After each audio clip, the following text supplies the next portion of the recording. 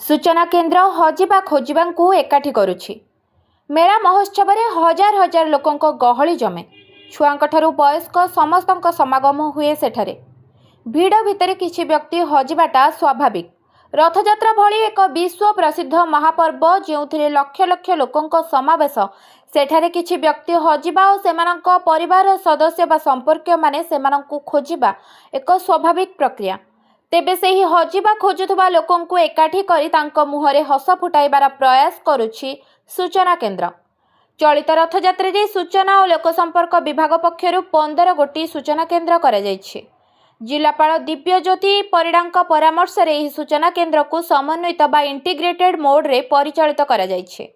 एही केन्द्र रे सूचना और लोकसंपर्क विभागर कर्मचारी सहित शिशु सुरक्षा विभागर कर्मचारी, चाइल्ड लाइन कर्मचारी, स्वेच्छासेवी माने उपस्थित रही लोक मानकु सहायता करुछन्ति।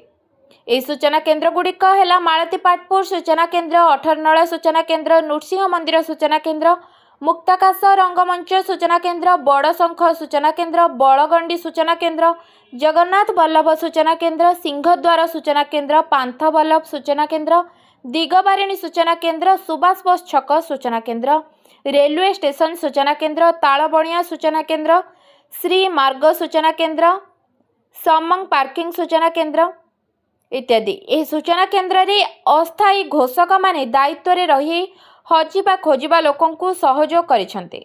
एही केन्द्र गुड़िकरे मध्य सूचना और लोकसंपर्क विभाग पक्षरु प्रकाशित उत्कल प्रसंग, ओडिशा रिव्यू, भजन जनान पुस्तक विक्रय सह प्रगति प्रवाह पुस्तक बिना मूल्य रे दिया जाउछि बोली पूरी सूचना और लोकसंपर्क उपनिर्देशक सूचना दैछन्ते। सेहीपरि चलित वर्ष प्रथम थर पाई लोकमानंकु विविध सूचना, विभिन्न सतर्कता सूचना और नीतिकांति संपर्क सूचना प्रदान पाई विभाग पक्षरु 65टी एलईडी टीवी व्यवस्था करा जायछि बोली उपनिर्देशक सूचना दैछन्ते।